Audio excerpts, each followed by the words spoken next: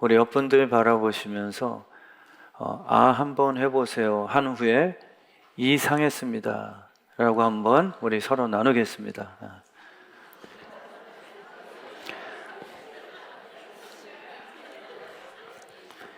유치한 제가 요구인 것 같지만 설교를 듣고 많이들 기억 못 하시기에 나름 고민하는 겁니다.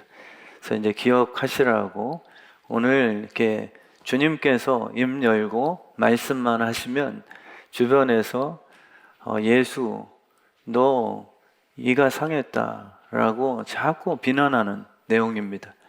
이상하다 이상하다. 그래서 오늘 말씀에 제자들조차도 예수님이 하시는 행동을 보고 이상히 여겼다라고 이렇게 설명되죠. 우리도 똑같습니다.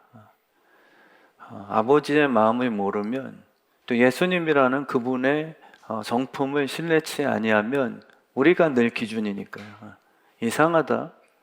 이 교회가 이상하네. 우리는 다 자기 교만한 잣대를 가지고 종교생활, 교회를 출석합니다. 말씀 필요 없어요. 그냥 내가 뽑으면 그만이니까. 필요할 때마다 이렇게 발췌해서 이렇게 써먹는 정도로 성경을 이용합니다. 진짜 신 대신 하나님의 음성으로 무릎 꿇고 겸손하고 겸허하고 정말 거룩하게 우리 임금님 되시는 하나님의 음성으로 받아들이는가, 이것을 점검하는 거죠. 그래서 우린 주님의 말씀을 이상하게 여기는 자들 아니라 내가 이해치 못하도 신행성에는 주님께서 같이 가자 하시면은 내일 일은 난 몰라도 우리가 따라갈 수 있는 팔로워들입니다. 다 알고 싶어 하는 게 우리의 욕심이거든요. 알면 따라갈게요.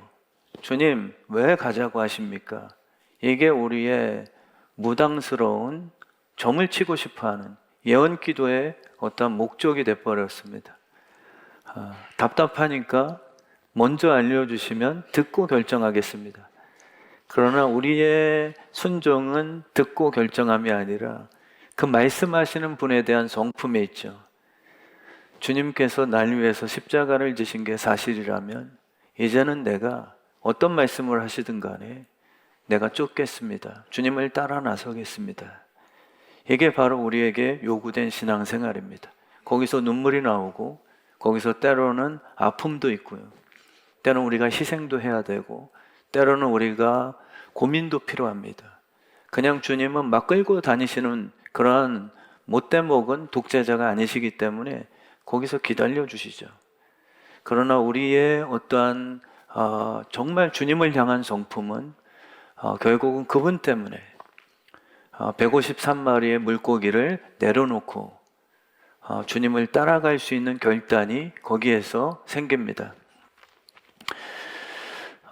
가룟 유다는 자기중심적이었거든요. 그래서 예수님을 신뢰하지 않았습니다. 예수님 이상하네. 왜 300데나리온 그 비싼 것을 발에 깨트려서 너무 순식간에 다 낭비를 해버렸는데 그거를 그만이라고 막지 않으시지? 근데 나머지 제자들은 주님의 성품을 신뢰하면 무슨 의도가 있으시겠지. 그러니까 우리는 어떤 사건과 그 발생되는 모습을 보고 해석하기를 너무 좋아합니다. 그러니까 도덕, 윤리 여기서 벗어나질 못하죠. 종교라는 틀 안에서 저거는 잘못된 거야. 아니 무슨 요단강에 7번 몸 담그라는 게 맞는 얘기야? 너무 이상해. 광신적인 그러한 요구 같아. 물론 하나님의 지시 없이 이상한 짓 하는 그러한 신비주의, 기복주의 사건 목회자들도 있기 때문에 분별은 굉장히 필요하지만 그러나 반면에 주님께서 하시는 그 행동이 정상적이지는 않습니다. 그분의 성품을 우리가 신뢰하지 못하면 매번 부딪히게 되어 있습니다. 마치 아이들에게, 제 딸에게, 아리나 네 손에 든 그 천혜향, 제 딸이 천혜향 되게 좋아하거든요. 저는 천혜향 좀 별론 것 같은데 레드향이 더 나은 것 같아요. 그리고 조그만 큐티 그거 그 손에 든 천혜향 아빠한테 잠깐 줄래? 근데 제 딸이 갑자기 화냅니다. 아빠는 뺏을 사람이 없어. 너의 딸 것까지 다 뺏어가냐? 그런데 아빠의 마음에는 그 껍질 딱딱하니까 아빠가 까주려고 했던 거야.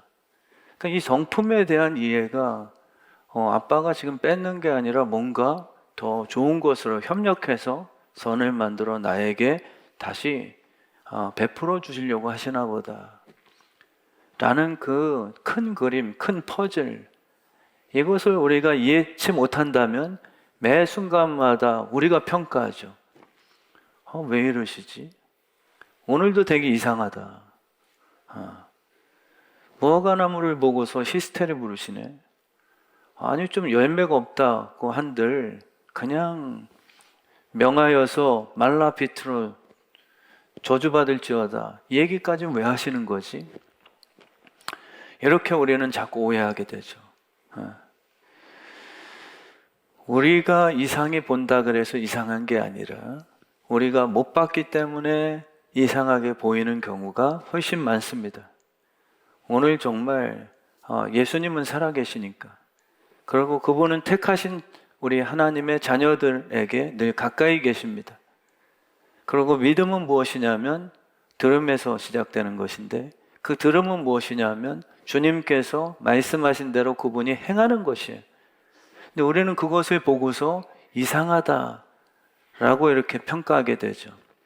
근데 믿음은 무엇이냐면 주님께서 행하시는 것.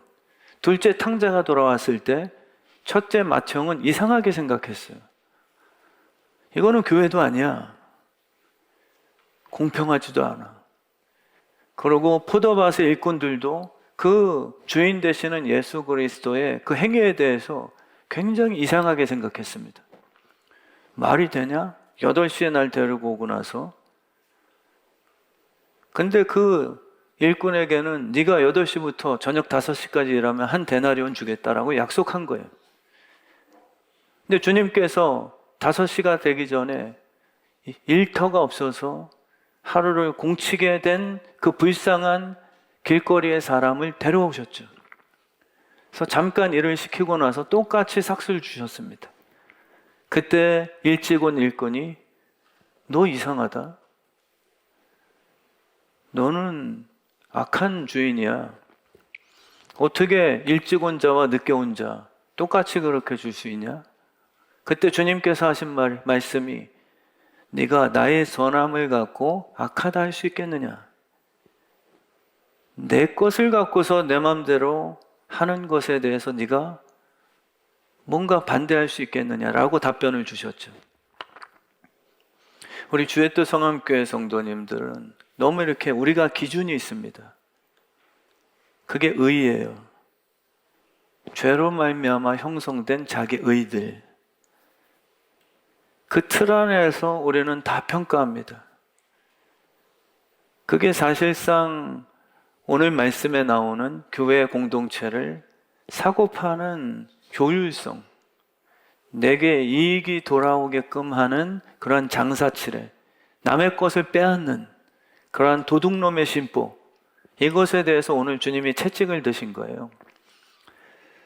그래서 오늘 저를 포함해서 우리 주의 뜻 성함교회, 저는 너무나도 사랑하는 성도님들이지만 혹시 그 주님께서 이 자리에 오셔서 내 마음을 뒤집어 엎으신다면 거기에 대해서 분노를 또 혈기 부리지 마시고 주님 다 엎어주십시오. 그리고 새롭게 이 성전 다 무너지고 3일 후에 예수 그리스도의 피로 말미암아 새 피조물, 3일 후에 새 성전을 내가 지으리라. 이건 축복이죠.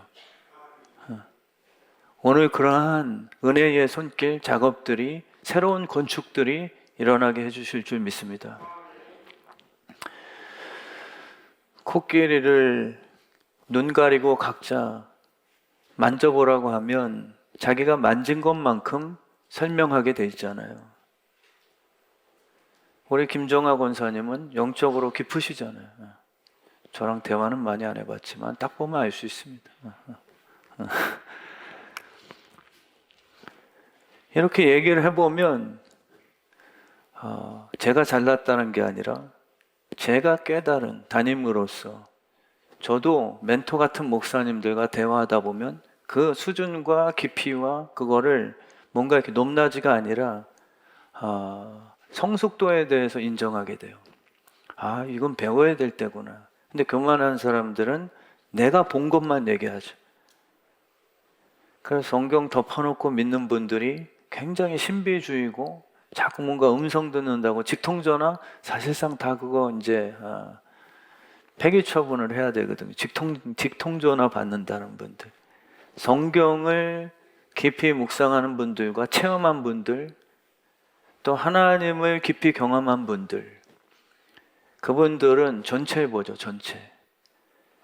근데 얕은 분들의 특징들을 보면 한 가지, 한 사건, 그분의 악마의 편집, 전체 내용을 듣지 않고.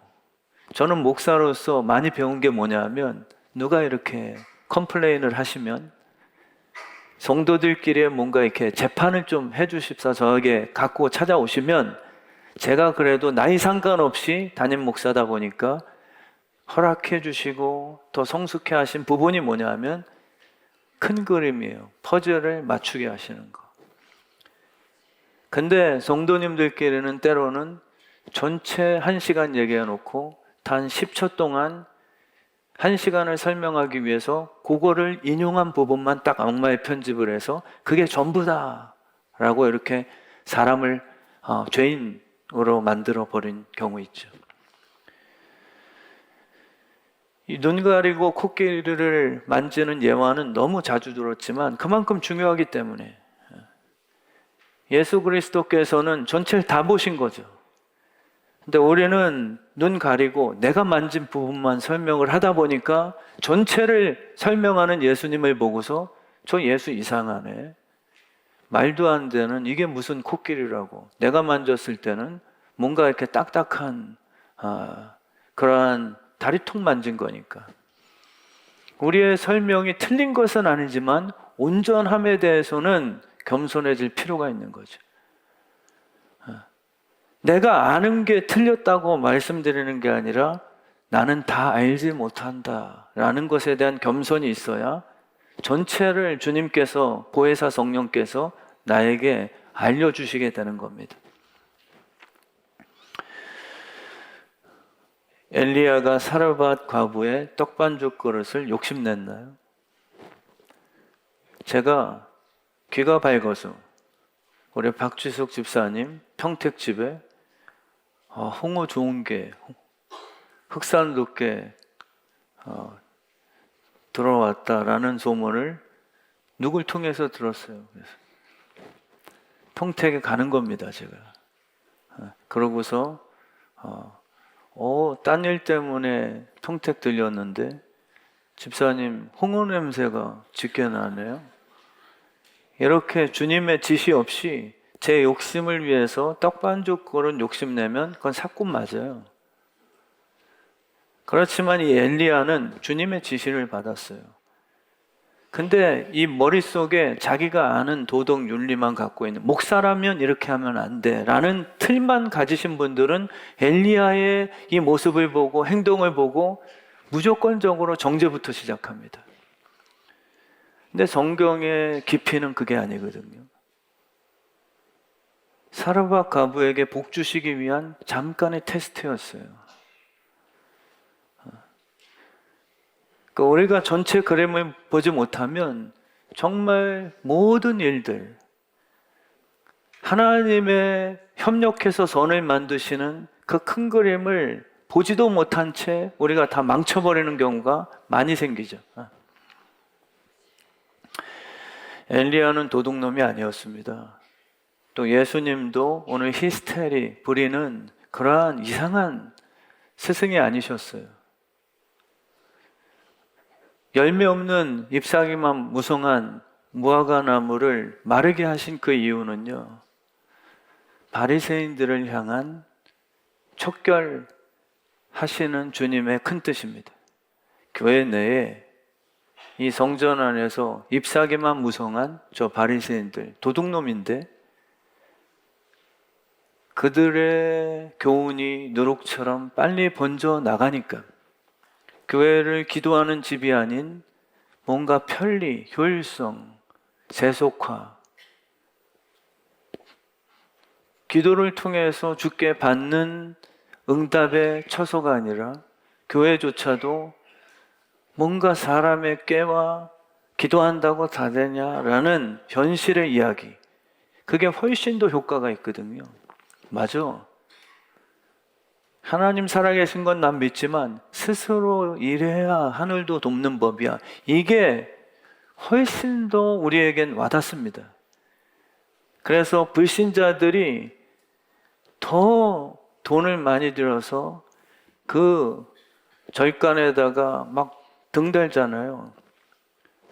교회는 우리 재정장로님께서 최근에 그런 말씀을 농담 삼아 또 진담 같기도 한데, 식사 자리에서 이렇게 장로님들 앉으셨는데 이렇게 같이 나누셨어요. 저는 귀 있는 자이기 때문에 뭔 얘기인지 다 들리더라고요. 근데 장로님들은 그냥 귀여우신 분들, 귀엽다. 그래서 그냥 식사만 하신 게 뭐냐, 월급도 오르고 물가도 오르는데 교회 헌금만 안 오르고 있습니다. 그 얘기를 하시더라고요. 전 귀 있는 자이기 때문에 바로 알아듣겠더라고요. 뭔 얘기인지. 근데 교회라는 데가 정말 우리가 이 안에서 수익을 얻으려고 하는 그러한 욕심, 이런 마음이 있는 것을 예수 그리스도께서는 채찍을 들고서 다 지금 뒤엎어 버리시는 거예요. 그게 정리가 돼야 교회는 기도를 통해서 응답받거든요. 교인들을 두렵게 만들어서, 어떤 교회는 진짜 제가 놀랐습니다. 잘못을 하면 회개를 하는 것으로 끝나지 않고 거기에 합당한 제사 물질을 드려야지 주께서 용서하신다. 값없이 돈 없이 오게 하는 게 교회거든요. 주님이 지금 그 복음에 대한 것에 훼손을 지금 너무 슬퍼하시면서 교회답게 만드시는 작업입니다. 히스테리가 아니에요. 근데 많은 성도님들조차도 이 부분에 공감을 하거든요. 잎사귀만 무성한 자들, 또 우리의 편의를 위해서 제공하는 이 바리새인 지도자들, 그들의 생각이 교인 입장에서도 훨씬 더 유익될 것 같은 그러한 세속화 현실적인 내용들이 많아요. 그러다 보니까 누룩처럼 막 번져가죠. 기도를 통해 얻는 게 아니라 그들은 현실적으로 오히려 사람의 꾀를 씁니다. 주님께서는 슬퍼하시죠. 교회는 기도 통해서 응답을 받는 거다.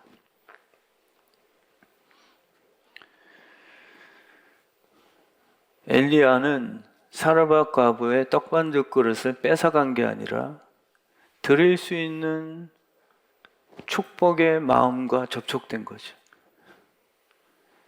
어떤 이들은 이상하게 생각할 수 있습니다.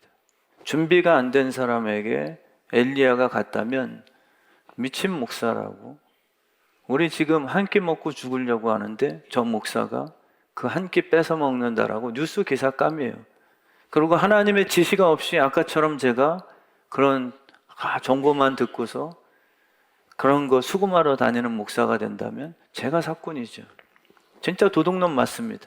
그러나 성경 안에서 주님께서 지시하시고, 그리고 저도 엘리야 목사님도 뭔가 껄끄럽지만 순종으로 가라고 하시니까 사르밧 과부에게 가서 주께서 이렇게 명하셨는데 괜찮겠습니까?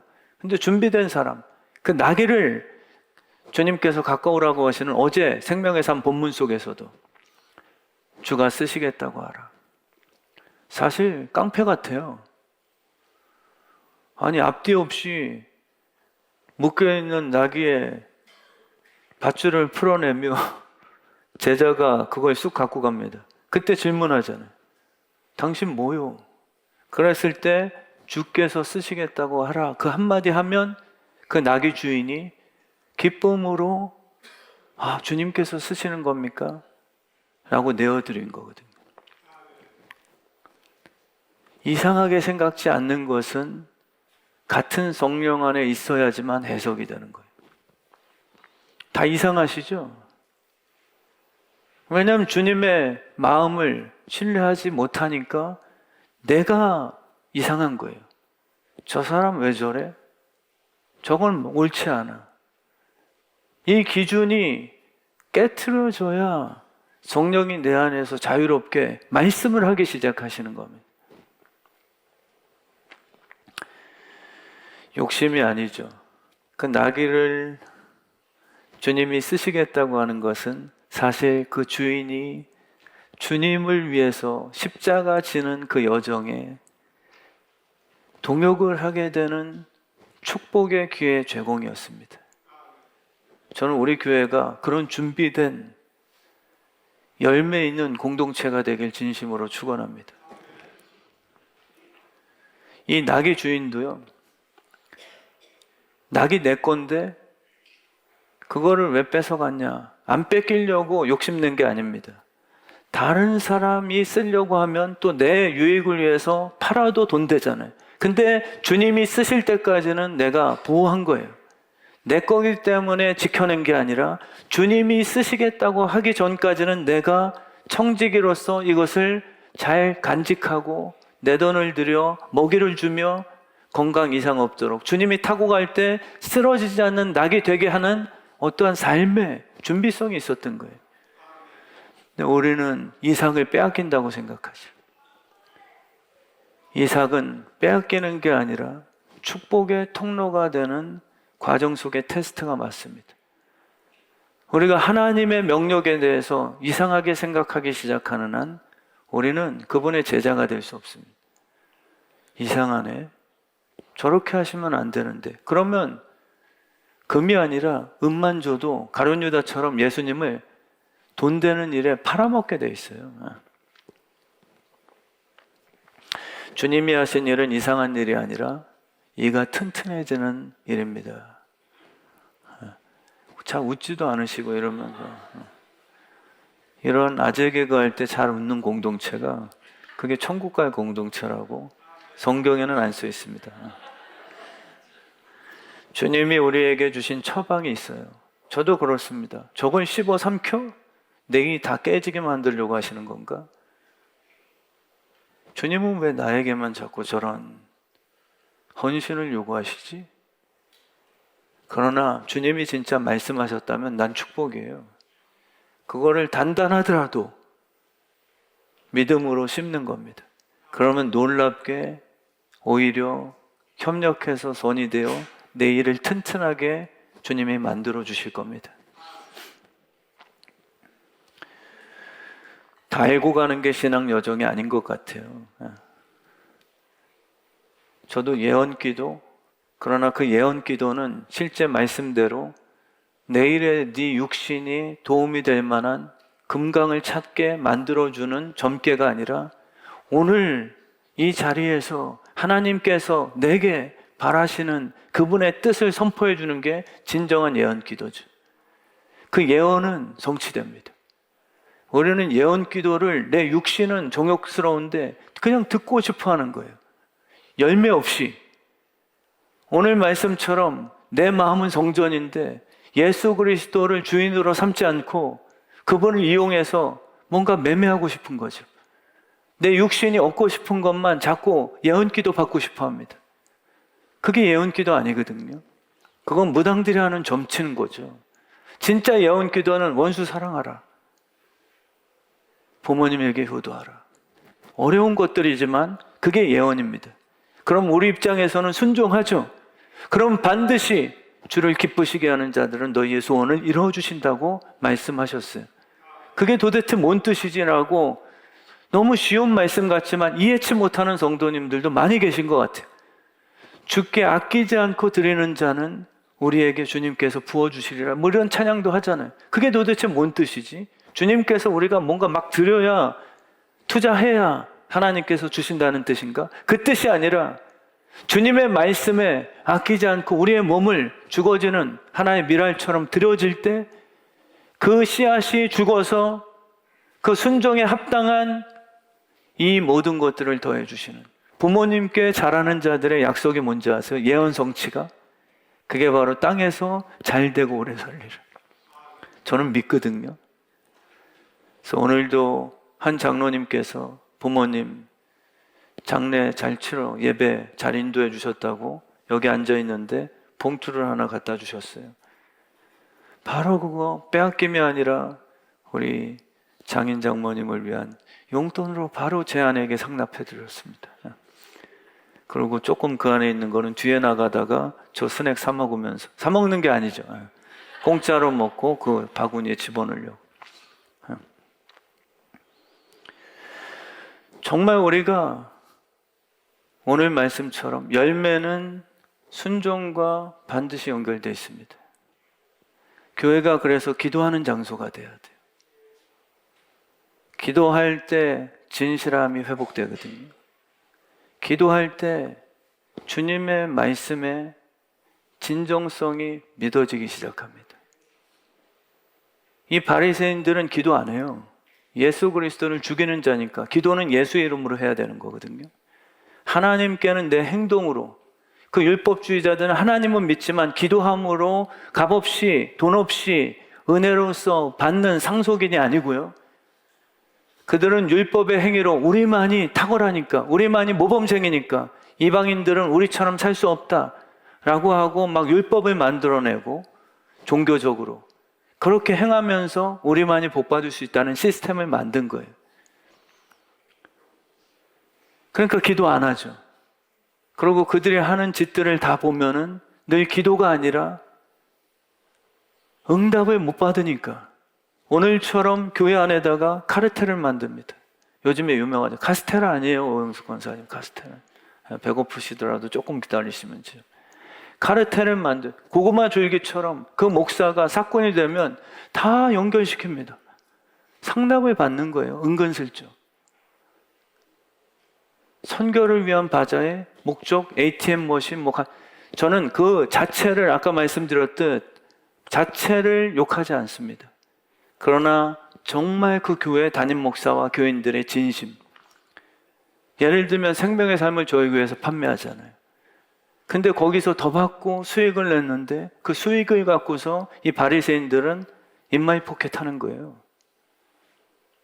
근데 진짜 성도들이 바쁜 일상에 서점 가기 어려우니까 교회에서 구입하십시오라고 우리 교육자들이 조금 수고해서 3,300원이라 치자면 300원 띄고 오히려 더 섬겨줄 수 있는 것이라면 그게 뭐가 나쁘겠습니까? ATM 머신 있는 교회도 있거든요. 그러나 그게 돈의 목적이라면 주님이 엎으셔야 돼요. 그래야 제 목회가 유지가 됩니다. 주님은 살아계시거든요. 7 소떼를 거늘고 계십니다. 근데 제가 그런 마음을 갖고 있으면 당연히 제가 무슨 용가리 통뼈입니까? 그렇게 하다가 어떻게 버티겠습니까? 지혜롭게 목회해야죠. 말씀대로 겸손하게. 주님께서 다 뒤집어 엎어버리시는 거예요. 그 교회를 다 부셔버리시고 진짜 믿음 있는 교회를 주님이 다른 목회자를 불러서라도 촛대를 옮겨서라도 정말 기도하는 집, 프레이어 하우스를 만드시고 싶어 하시는 겁니다. 근데 이 바리새인들, 이 목사들은 응답이 없으니까 돈 수익 구조를 만들죠. 저는 그렇게 확신합니다. 총회에서 정치를 하면서 교인들과 뭔가 이렇게 기도의 응답, 건강한 시스템이 아니고 하늘에서 나오는 만나가 아니라 뭔가 이렇게 환치기거든요, 지금 환치기. 멀리서들 예배하러 오다 보니까 귀찮고 불편하죠. 그러다 보니까 이들은 좋은 명분하에서 그냥 편하게 오시면 성전 앞에서 제사에 쓰일 만한 제사물들을 우리가 공급해 주겠습니다 라고 더 받는 거예요. 공항 가면은 좀 환율 더 비싼 것처럼 그거를 좋은 일에 쓰지도 않습니다. 우리 주의 뜻 성암교회가 정말 주님의 말씀을 이상히 여기는 교회되지 않게 되길 진심으로 축원합니다. 열매를 보실 겁니다. 목사인 저도 입상일반 무성한 교인분들을 향해서 말을지어다 이렇게 선포하기가 겁나요. 성경에 있다고 해서 쉬운 문제 아니거든요. 왜냐하면 그분들이 주는 영향력이 가볍지만은 않습니다. 그런 분들이 교회 오시면 생각보다 큰 일을 하세요. 근데 열매라는 것은 남 살리는 성분이거든요. 그리고 성품입니다. 성령의 열매는 하나도 빠짐없이 성품과 관련된 결과물들이에요. 성경 찾아보십시오. 성령의 열매가 없는데 육신의 기질로서 탁월한 분들 계실 수 있습니다. 그 사람을 향해서 제가 젊은 목사가 장로님 그렇게 하면 말라버릴 겁니다 라고 하기에는 너무 리스크가 크죠. 그분이 갑자기 헌금 안 내시고 그분이 갑자기 떠나버리시기라도 한다면 저는 떨리거든요. 근데 주님께서 믿음이 있다면 너도 똑같이, 그리고 저 장로님에게 이 말씀을 했을 때 뒤에서 수군될 건데 저분은 뒤끝 장렬인데 잘 달래야 되는데 이렇게 겁나요, 때로는요. 근데 미움이 아니라 정말 교회에서 산 같은 존재, 오늘도 말씀에 산을 명하여서 바다에 던지오라. 우린 이 말씀을 내 앞을 가로막는 자들, 누가 믿음이 센가 한번 경쟁해보자, 이런 뜻 아니거든요. 이 맥락 속에서 주님께서 너희도 믿음이 있다면 너희 교회 그런 도둑놈 같은 교회 안에 기도하는 곳으로 만들지 못하게 하는 그런 싹군 기질의 중직자들을 너희도 제거할 수 있어. 그리고 겁내지 마라. 그거를 믿음으로 선포하면 완전 말라 비틀어지게 만들 것이다. 뒤에서 작업하지 못하게끔, 뒤에서 복수하거나 너를 해하지 못하게끔 네가 믿음으로 한다면 완전히 여기서 바닷물에 던지는 것처럼 내가 깔끔하게 일처리해 줄게. 이 믿음을 우리에게 지금 제공하고 계시는 거예요. 그럼 그 사람은 중냐가 아니라 그분은 오히려 기회가 되겠죠. 주님께서 치셔야 돼요. 심판대 앞에서는 치고 회복하고 이런 거 없습니다. 그냥 지옥불에 던지우는 거지만 아직 살아있는 동안에 차라리 내가 주 뜻대로 행치 못하고 니골라당 발렘의 교훈 주 뜻대로 살지 못한다면 차라리 뒤집어 엎히는 게 낫습니다. 그리고 회개하고 다시 주 뜻대로 돌아오는 게 훨씬 더 복된 삶이죠. 우리 주의 뜻 성암교회는 편의를 위해서 돈 바꿔주는 아이디어보다요, 기도하게 만드는 일에 힘쓰는 우리 성도님들 다 되셨으면 좋겠어요.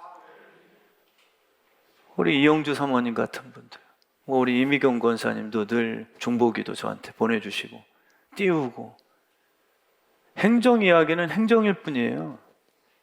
교회의 덕을 위해서 행정이라는 도구가 필요할 수는 있지만 행정으로 사람 못 바꿉니다. 그래서 늘 행정만 얘기하는 분들 계세요. 그런 분들은 관계를 못 맺는 것에 대한 자기 회칠이에요. 관계 맺는 그 지혜도 없고 예수의 성품과 성화되지 못한 그 어린 신앙인들, 그러니까 늘 행정적으로 율법적으로 남 탓하죠.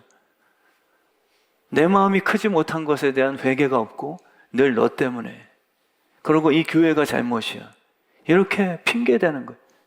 그런 거 없길 진심으로 바라고요. 우리 교회를 기도하게 만드는 곳으로요, 예배드리게 만드는 곳으로요. 그리고 여러분들 한 분 한 분이 정말 열매처럼, 열매는 살리는 거거든요. 기도를 하게 되면 살릴 수 있는 생기가 옵니다. 기도하면 남을 돌보고 싶어져요.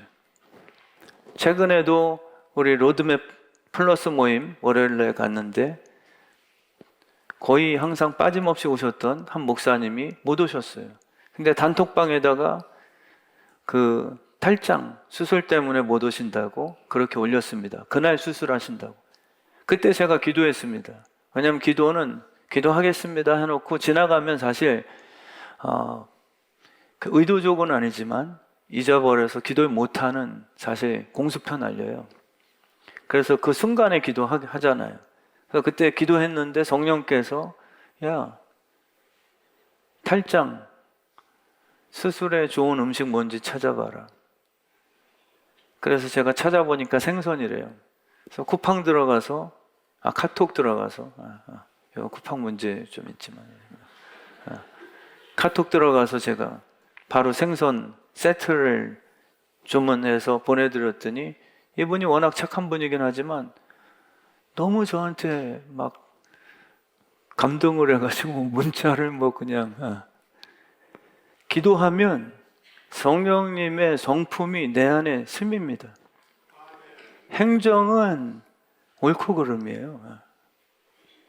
행정은 누군가를 틀렸다고 지적하게 되고 내가 올라서야 됩니다. 우리 정말 주의 뜻 성암교회는요, 기도하는 곳, 자녀 문제, 목회 문제, 기도 안 하는 목사일수록 손 벌리고 다녀요. 저는 기도하는 목사 되기 원하고 기도해 주십시오. 그래서 이곳저곳에 그냥 딴 사람들 불편하게 하면서 그거 돈 모으려고 그냥 꽤 부리는 목회가 아니라 주님께서 저에게 허락하신 비전이라면 기도로 뚫고 나가는 거죠. 그럼 이 자리에서 기도한 게 희한하게 사람의 마음을 감동시키고 교인들의 사업터를 축복해 주셔서 하나님께서 기도의 응답으로 교회를 건강하게 부흥시켜 주셔야 교회다운 교회가 되는 겁니다. 그게 안 되면 교회는 이렇게 매매하는 장소돼요. 사람도 다 헌금으로 보이게 되어 있습니다. 기도의 응답이 아니고. 그래서 우리 정말 마지막 정리를 하고 싶은데요. 치매의 전문가셨던 한 교수님이 계세요. 그분은 하버드 대학 교수셨습니다. 아서 클라인만이라고 40년 이상 치매만 연구하신 분이세요. 그 치매에 대해서는 전 세계적으로 이분처럼 전문가가 없으시죠. 근데 이분은 정직한 분이셨어요. 자기 아내가 치매를 걸리니까 그때 솔직하게 고백했대요. 나는 치매에 대해서 실천적인 면엔 일도 모르는 무식쟁이였다. 아내가 치매 걸리니까 대변을 쏟아내는데 당장 그것을 빨아야 돼서 세탁기를 작동해야 되는데 일도 모르겠대요. 치매에 대해서 지식적으로만 잎사귀만 무성했지 열매라는 것은 실제 삶이거든요. 우리가 그런 경우 많습니다. 레위인 제사장처럼. 성경 지식은 굉장한데 그냥 지나치는 자들. 그의 흘리는 피를 닦아내 줄 수 있는 실천력이 없는 그러한 종교인들. 마데카솔 하나 어디에 마데카솔을 발라야 되는지 맨솔에담을 발라야 되는지. 맨솔에담 바르면 상처에 화끈거리잖아요. 그러니까 이분이 나는 치매에 대해서 일도 몰랐던 사람이다. 아내를 위해서 밥을 해줘야 되는데 밥 짓는 법을 모르겠대요.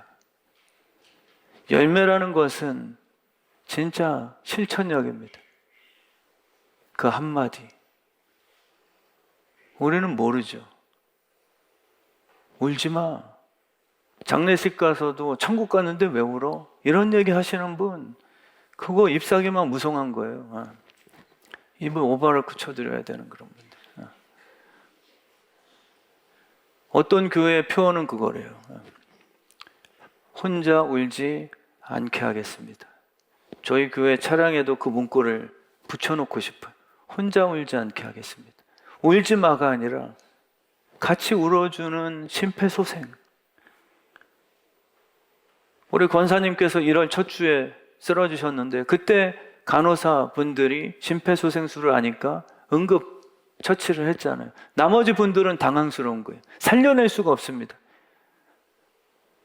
머릿속 지식에는 살려내야지라는 걸 많이 배웠지만 안 해본 거예요.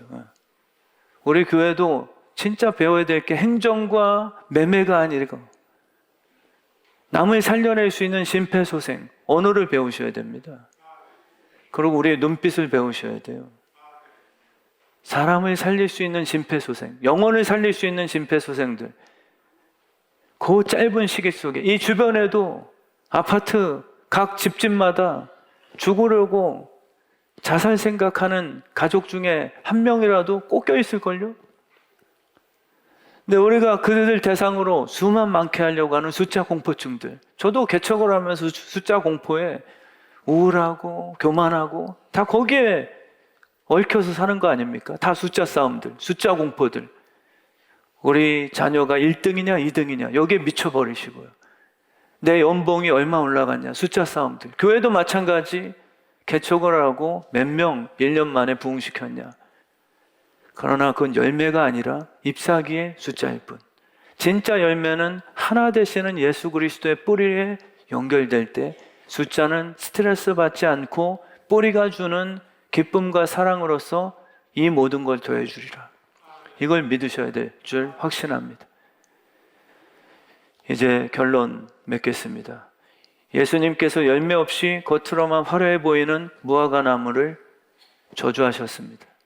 우리 주의 뜻 성함교회는요, 정말 열매 있는, 사람을 살릴 수 있는, 심폐소생할 수 있는 그러한 성도님들이 꼭 되시길 축원합니다. 여러분들이 믿음이 생기셔야 돼요. 그 바리새인들의 누룩에 영향받지 마시고요. 오히려 믿음으로 그들을 향해서 장로님 우리 교회는 그거 안 통합니다. 그건 세상 방법 아닙니까? 우리 기도하고 말씀대로 순종해서 그 말씀 속에 허락된 예언의 성취를 기다리시죠. 라고 우리가 이 산을 명하여 저 바다에 그냥 던져버리게 하는, 이거는 긍정의 사고방식이 아니라 교회 일을 순결하게 만드는 주님의 그 행위를 우리에게 깨닫게 해주시는 거예요.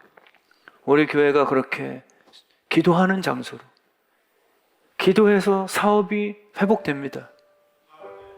사업은 기도랑 달라요라고 얘기하는 니골라당, 경제는 경제지라고 얘기하는 누룩들, 거기에 휩쓸리지 마시고 내 직장도 예배가, 기도가 그분을 기쁘시게 할 때 이 모든 것을 더해 주시는 거랑 절대 끊겨져 있지 않습니다. 주님이 이 모든 것들을 다 이미 있어야 될 걸 알고 계시죠. 그 우리 교회가 어떤 일이 있든 새벽 제단을 꼭 쌓아주시고요. 그리고 금요철회 때 울부짖어 주시고요. 어떤 일이 있을 때마다 주님 앞에 기도하는 집으로, 그러고 주님은 응답해 주시겠죠. 그러한 우리 믿음의 공동체 되길 주 이름으로 축원합니다.